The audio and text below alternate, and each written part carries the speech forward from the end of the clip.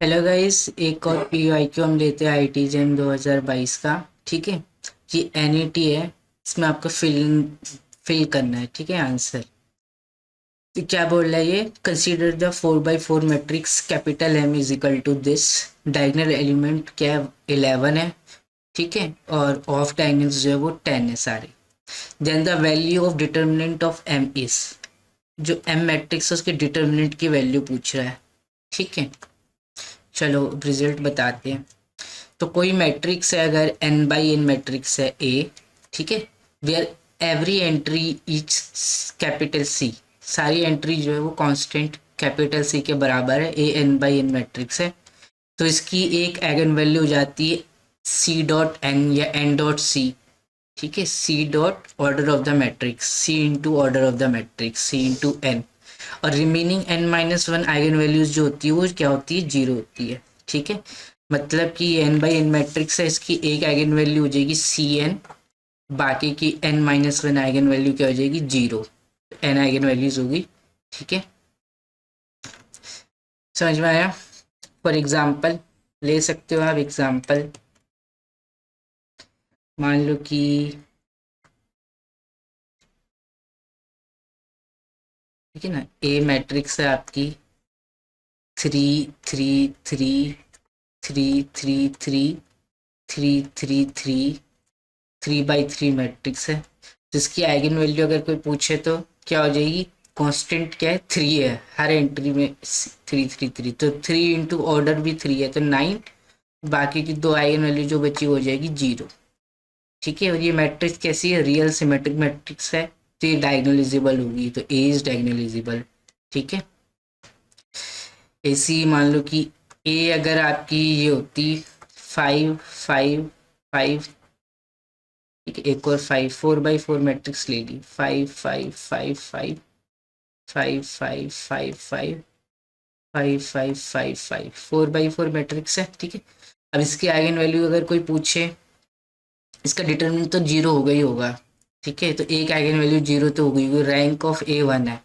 ठीक है, तो डिटर्मिनेंट ऑफ ए जीरो होगा। प्रोडक्ट ऑफ आइगन वैल्यूज क्या होती है? डिटर्मिनेंट होता है, तो एक आइगन वैल्यू तो जीरो होगी होगी।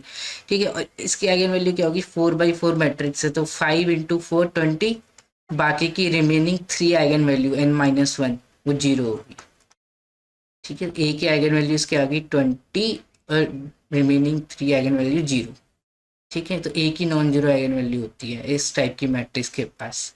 ठीक है, इसका प्रूफ है हमारे पास, लेकिन वो मैं अभी ओमिट कर रहा हूँ। ठीक है, एक की प्रॉपर्टी और देख लो। एक प्रॉपर्टी होती है, अगर mu one mu two mu N are the eigen values of the square matrix B. B matrix के आइगन वैल्यू मुझे पता है, mu one mu two mu N है। एन बाई एन मैट्रिक्स है, तो एन आइगन वैल्यूज है matrix B की, mu one mu two mu N. ठीक है, तो B plus lambda I I, ये जो मैट्रिक्स है इसकी आइगन वैल्यूज क्या होगी?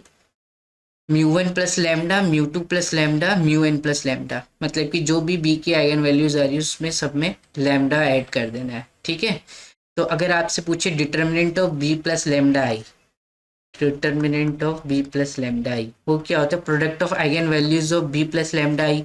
बी प्लस लैम्डा आई की आइगन वैल्यूज क्या है? Mu one plus lambda, mu two plus lambda, mu N plus lambda. तो ये क्या हो जाएगा? इनका प्रोडक्ट हो जाएगा, mu one plus lambda into mu two plus lambda.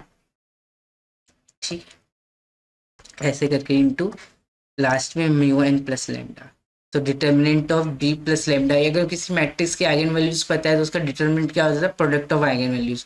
और बी प्लस लैम्डा आई की आइगन वैल्यूज के mu one plus lambda, mu two plus lambda, mu N plus lambda. तो डिटर्मिनेंट पूछे B plus lambda I matrix का, वो क्या हो जाएगा? प्रोडक्ट हो जाएगा, pi running from pi I running from one to N mu I plus lambda. ठीक है, यही लिखा हुआ है। समझ में आया? अब ये देखो, ये जो क्वेश्चन है, ये m जो है इसका सीधा डिटर्मिनेंट निकालने जाओगे तो फोर बाई फोर मैट्रिक्स है, इट्स नॉट दैट इजी।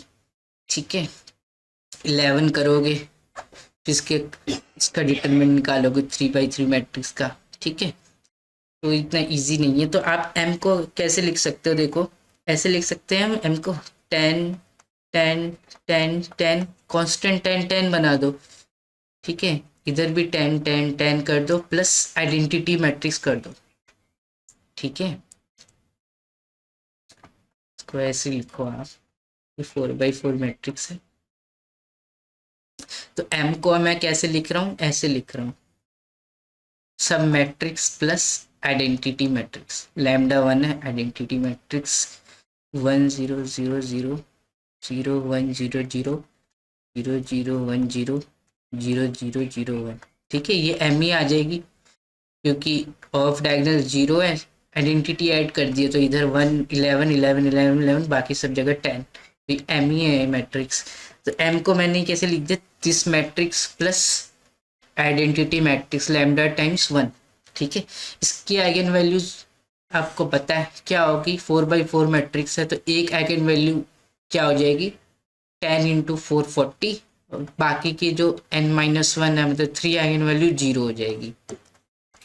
ठीक है, तो इसकी आइगन वैल्यू ये होगी, प्लस आइडेंटिटी मैट्रिक्स इसकी आइगन वैल्यू क्या होगी, लैम्डा आई है ना, तो लैम्डा ऐड करते हैं हम, लैम्डा 1 है तो 1 1 1, आइडेंटिटी मैट्रिक्स की सारी आइगन वैल्यू 1 होगी। तो इस मैट्रिक्स जो सम में लिखा हुआ है B plus lambda I, B plus आई, ठीक है, एम को मैंने क्या लिख दिया, बी प्लस आइडेंटिटी, इसकी मैट्रिक्स की आइगन वैल्यू क्या होगी, क्या क्या होगी 41 1 1 1।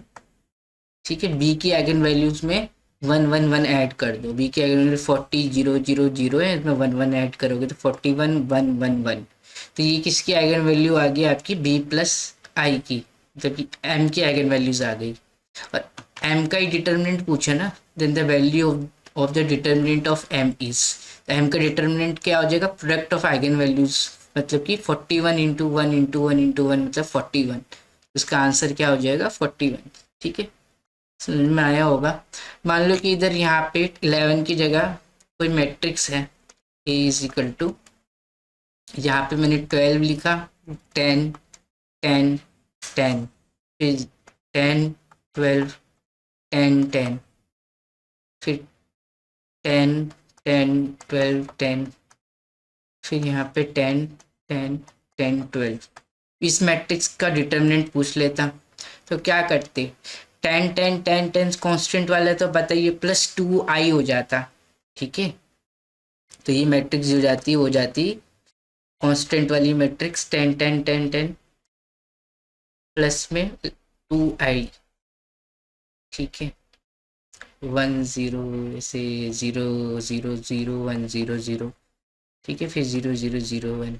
ठीक है, तो इसकी आइगन वैल्यूज में मुझे क्या करना है, लैम्डा मतलब कि 2 ऐड करना है, तो इसकी आइगन वैल्यूज क्या आएगी 40 42, और बाकी 0 0 0 आएगी, उसमें 2 ऐड करोगे तो 2 2 2। तो डिटर्मिनेंट ऑफ ए क्या हो जाएगा, ए की आइगन वैल्यूज ये आ गई, डिटर्मिनेंट ऑफ इनका प्रोडक्ट हो जाएगा, मतलब 42 इंटू 2 क्यूब इंटू 8, तो आंसर कितना आ जाएगा 336 आ जाएगा आंसर आपका। ठीक है,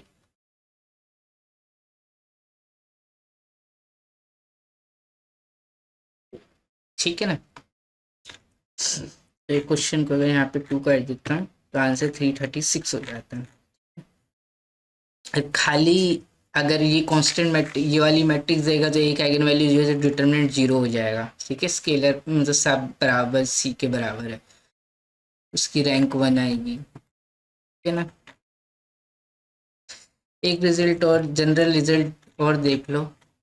ठीक है, मोर जनरल रिजल्ट है ये भी पता होना चाहिए। अगर A N by N matrix है with eigen values lambda 1 lambda 2 lambda N and P X is any polynomial, ठीक है, then the eigen values of the matrix P of A are given by P of lambda 1 P of lambda 2 P of lambda N.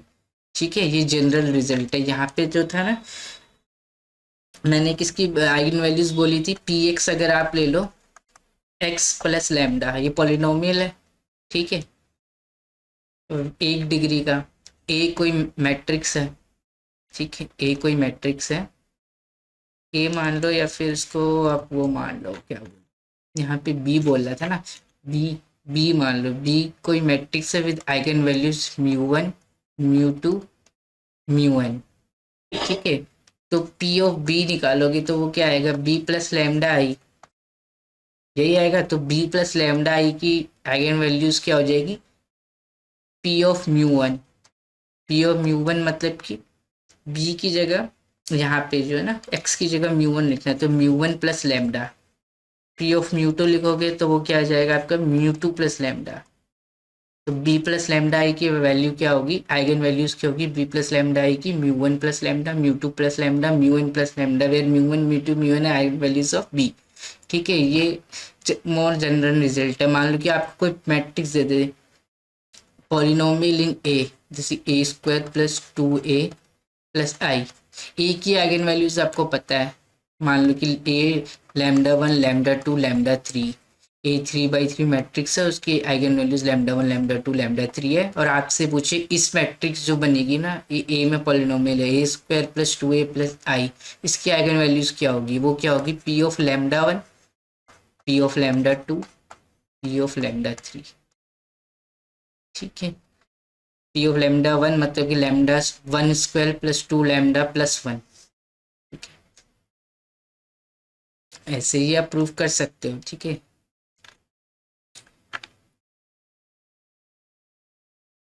तो ये result more general है, इस पे इस question आ जाते हैं। अब खुद से सोचना कि कैसे इसकी आइगन वैल्यू, एक आइगन वैल्यू के सारी एंट्री सी के बराबर है, एन बाई एन मैट्रिक्स है, तो एक आइगन वैल्यू जाती है सी टाइम्स एन, और बाकी के n minus one eigen value zero हो जाती है। ठीक है, ऐसा क्यों होता है आप खुद से सोचना। ठीक है, तो हिंट मैं देता हूँ, ए स्क्वायर को आप कैसे लिख सकते हो, ए स्क्वायर को सम कांस्टेंट टाइम ए लिख सकते हो आप, तो वहाँ से आपको क्या मिलेगा, एनालिटिक पॉलिनोमियल मिलेगा। ठीक है, और मिनिमल पॉलिनोमियल डिवाइड करेगा एनालिटिक पॉलिनोमियल को, वहाँ से आपको हिंट मिल जाएगी। ठीक है, और ट्रेस जो है वो क्या है, एनसी है। ठीक है, ये सारी चीज़, और सम ऑफ आइगन वैल्यूज क्या होते हैं, ट्रेस होता है। तो ये सब चीज़ें यूज़ करके आप शो कर सकते हो। ठीक है, एक आइगन वैल्यू तो जीरो होगी होगी, क्योंकि ये इसकी रैंक वन है, तो मतलब कि डिटर्मिनेंट जीरो होगा, ए का डिटर्मिनेंट जीरो होगा। डिटर्मिनेंट जीरो होगा तो मतलब कि जीरो, एक eigen value at least one eigen value तो जीरो होगी होगी, एन माइनस वन जीरो आएगी, वो अलग बात है। ठीक है, वो आप शो कर सकते हो, इसको फिर से करना, यहीं पे हम रोकते हैं।